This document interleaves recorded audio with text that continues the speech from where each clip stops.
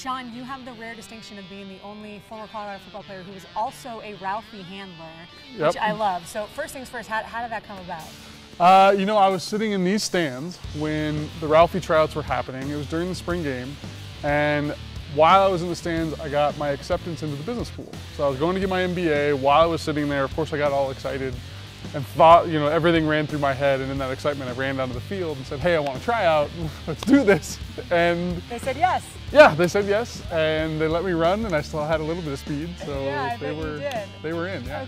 What was the bigger adrenaline rush? Running behind Ralphie or running with Ralphie?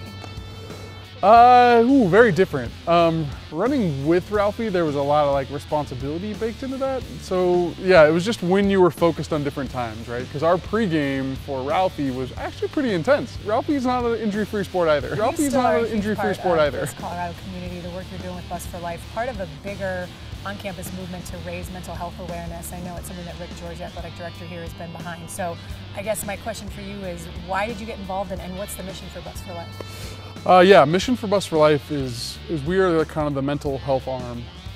Once you leave school, right? So you've got a ton of resources, but as you kind of move throughout your life, you know, those evolve and change. But the one thing that will always unite you is your time here in this stadium, in this athletic department, on the ski slopes, on the track, on the basketball court.